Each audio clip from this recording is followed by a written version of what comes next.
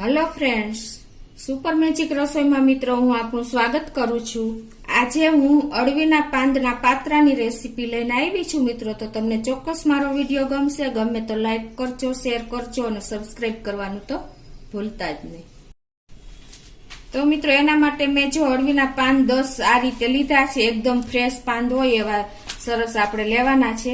હવે આ પાત્રા મિત્રો આપણે લોટ ચોપડવાની ઝંઝટ વગર પાંદમાં કે એના રોલ વાળવાની ઝંઝટ વગર, નસું કાઢવાની ઝંઝટ વગર એકદમ સહેલી રીતે હું તમને આ પાતળા બતાવું છું। તો હવે આપણે બનાવવાનું ચાલુ કરીએ।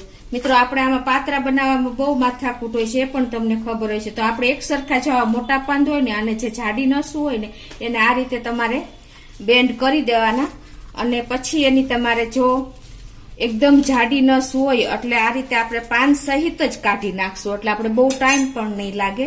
જો તમને હું બતાવી પણ દઉં આવી રીતે। અને આ પાછળની નસ જ વધારે જાડી હોય છે, મોટા પાન હોય ને તો જ જાડી હોય છે। તો આપણે આ રીતે પાન સહિત જ કાઢી નાખવાની, એટલે ટાઈમ પણ નહીં લાગે,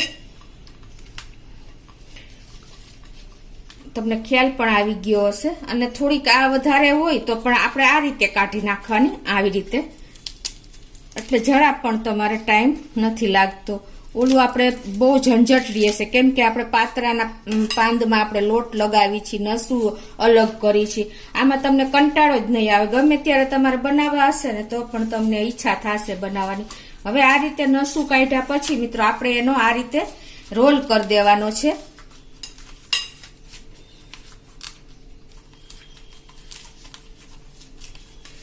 અને પછી તમારે જો એકદમ આપણે એકદમ પતલી પતલી સ્લાઇસમાં કટિંગ કરવાનું છે। તમને આમ બહુ લાંબા લીટા લાગે તો તમારે વચ્ચે આમ કાપો મૂકી દેવાનો, અને પછી તમારે આ રીતે કટિંગ કરતું જવાનું છે એકદમ પતલી સાઈઝમાં।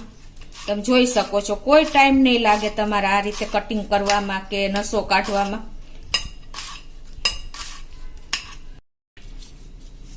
તો આ રીતે તમે એકદમ ઈઝીલી બધું કટિંગ કરી શકો છો। તમે જોઈ શકો છો, જો આવી એકદમ કતરણ આપણી તૈયાર થાય છે તો આ રીતે જ હું બધા પાંદની કટિંગ કરી લઉં છું। આ રીતે આપણે એક સરખા પાંદ હોય ને એને આવી રીતે તમારે નાના મોટા હોય તો એક સરખા લેવાના, પછી તમારે પાછળથી કટિંગ કરવા માટે મોટી નસ હોય છે ને તો આપણે આ રીતે ઈઝીલી જો કટ થઈ જાય છે, તમને ખ્યાલ આવી જતો હશે। કેમ કે થોડાક પાન જતા રહીએ તો કોઈ વાંધો નહીં, પણ તમારે નસ એકદમ જાડી નીકળી જશે, એટલે તમારે આ રીતે કટિંગ કરીને ટાઈમમાં ઝડપ તમારે થશે। પછી તમારે આ રીતે મેં તમને બતાવ્યું એમ વીંટો વાળીને કટિંગ કરી નાખવાનું છે। અને તમારે મોટા પાંદ હોય તો આ વચ્ચે કટ મૂકી દેવાનો આ રીતે, પછી તમે ઈઝીલી કટ થઈ જશે તમારા નાની નાની સાઈઝમાં। આપણે કટિંગ સરસ કરી લીધું છે। હવે આ અંદાજે આપણે 2 કપ જેવું કટિંગ થયું છે પાંદનું। હવે આપણે એમાં મસાલો કરવા માટે પેલા 3 તીખા મરચા લેશું આ રીતે, અને એની પેસ્ટ આપણે બનાવી લેશું। 1 ઇંચ આદુનો ટુકડો અને 3 મરચા।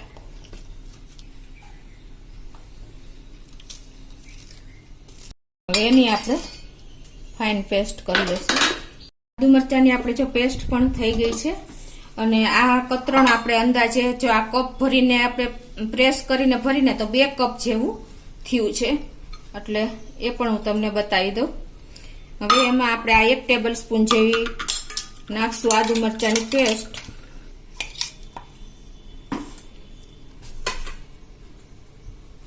અડધી ટીસ્પૂન આપણે હળદર નાખશું, 2 ટીસ્પૂન આપણે ધાણા જીરું નાખશું, અડધી ટીસ્પૂન આપણે લાલ મરચું પાવડર નાખી દેશું, 1/4 ટીસ્પૂન આપણે હિંગ નાખશું, અડધી ટીસ્પૂન આપણે ગરમ મસાલો નાખી દેશું,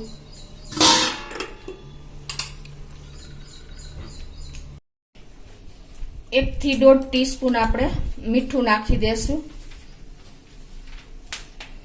અને એમાં આપણે 1/4 કપ એટલે કે 3 ટેબલ સ્પૂન જેવો આપણે ચોખાનો લોટ નાખશું। એને હિસાબે આપણા પાત્રા એકદમ સરસ ક્રિસ્પી જેવા લાગશે।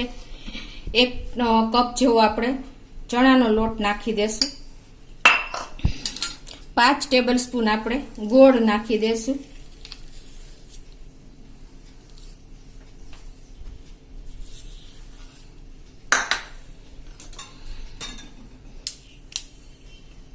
અને 1 ટીસ્પૂન જેવો આપણે અજમો નાખી દેશું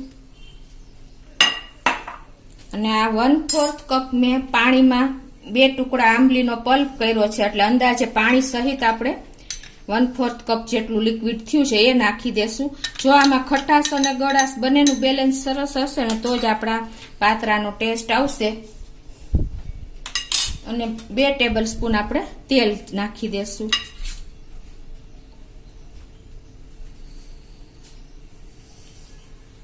હવે આ બધું આપણે મિક્સ કરી લેશું. જોઈએ એમ પાણી નાખશું અને મિક્સ કરી લેશું.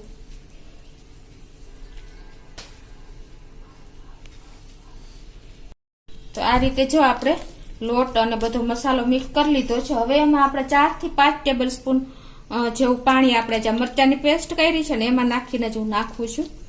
અને આપણે આ બેટરમાં નથી સોડા વાપરવાના કે નથી ઈનો વાપરવાનો, તો પણ આપણા એકદમ પાત્રાના જે સોફ્ટ થશે.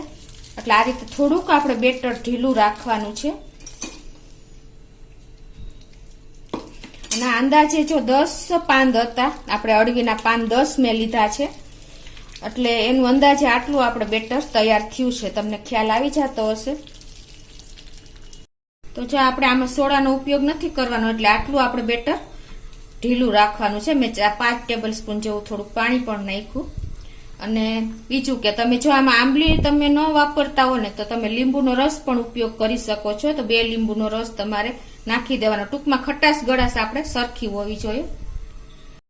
તો હવે આપણે આ એક પ્લેટમાં ઢાળી દેવાનું છે. એ રીતે આપણે કરશું આજે તૈયાર. તો એમાં આપણે થોડુંક 1 થી 2 ટીસ્પૂન જેવું તેલ નાખીને આપણે ગ્રીસ કરી લેશું પ્લેટને.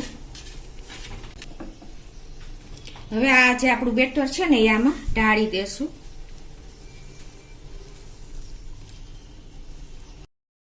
આ રીતે આપણે થાળીમાં ઇવનલી સરસ કરી લેવાનું છે. અને હવે આ બાજુ મેં પાણી પણ ગરમ કરવા મૂકી દીધું છે. આવી રીતે તમારે ઢોકળિયું કે કોઈ પણ પેનમાં તમે પાણી મૂકી દેવાનું છે અને વચ્ચે આપણે સ્ટેન્ડ મૂકી દેવાનું છે. અને હવે આપણે જે આ પ્લેટ તૈયાર કરી છે ને એ આપણે આ રીતે મૂકી દેશું, પાણી ઉકળી જાય એટલે. અને પછી આપણે એને ઉપર આવી રીતે મોટું ઢાંકણ જે પેક થાય ને એ રીતે ઢાંકી દેવાનું છે. અને આને આપણે ફૂલ ફ્લેમ ઉપર 12 થી 15 મિનિટ આપણે આને કૂક કરશું. આપણે પાત્રાની પ્લેટ મૂકી અને 15 મિનિટ થઈ ગઈ છે. અને આપણે ચેક પણ કરી લઈએ કે થયું છે કે નહીં. એના માટે જુઓ સેન્ટરમાં આપણે પ્લેટમાં લગાવી ચપ્પુ એટલે એકદમ ક્લીન નીકળે છે જો. એટલે આપણી પ્લેટ તૈયાર છે. હવે એને આપણે બહાર લઈ લેશું અને ગેસ બંધ કરી દેશું.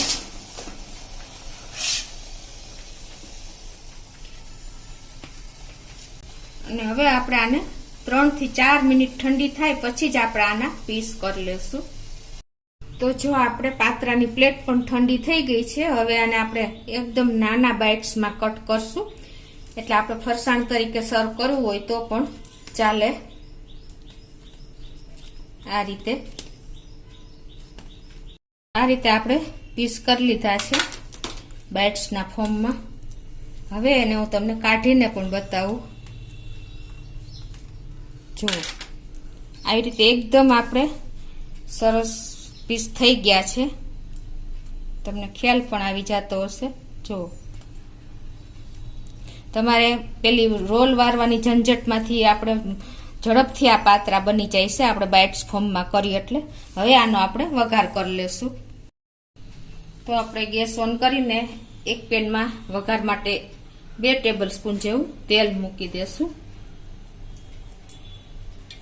અને આ તેલ ગરમ થાય એટલે આપણે એમાં વઘાર કરશું. આપણું તેલ પણ ગરમ થઈ ગયું છે. એમાં આપણે 1 ટીસ્પૂન જેવી રાઈ નાખશું. રાઈ ક્રોકલ થાય એટલે 1 ટીસ્પૂન જેવા આપણે હિંગ નાખી દેશું.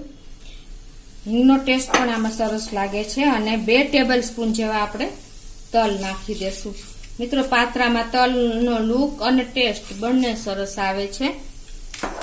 અને થોડા એવા આપણે લીમડાના પત્તા 5 થી 6 નાખી દેશું. અને હવે આપણે આ જે પીસ કર્યા છે એ એમાં એડ કરી દેશું.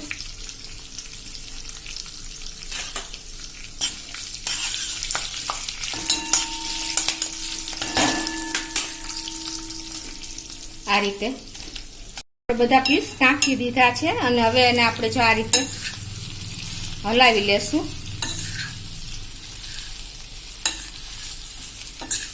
અને આને આપણે આવી રીતે ટર્ન કરીને થોડીક વાર એને એકદમ સરસ કોટેડ કરી દેશું મસાલા સાથે. 1-2 મિનિટ આ રીતે આપણે ગેસ ઉપર સ્લો ફ્લેમ ઉપર આપણે હલાવતા રહેશું.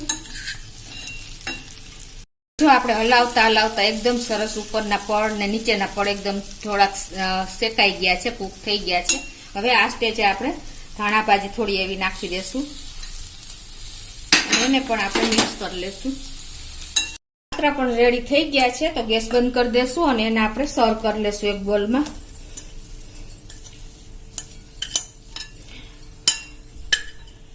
આ રીતે મિત્રો આપણે લોટ ચોપડવાની ઝંઝટ વગર કે બીડા વારવાની ઝંઝટ વગર ઇન્સ્ટન્ટ આપણે પાત્રા ઓછા ટાઈમમાં તૈયાર થઈ જાય છે. આ પાત્રાને તમે સોસ કે લીલી ચટણી સાથે સર્વ કરીને એન્જોય કરી શકો છો. તો તમને ચોક્કસ મારો વિડીયો ગમ્યો હશે. ગમે તો લાઈક કરજો, શેર કરજો અને સબસ્ક્રાઈબ કરવાનું તો ભૂલતા જ નહીં.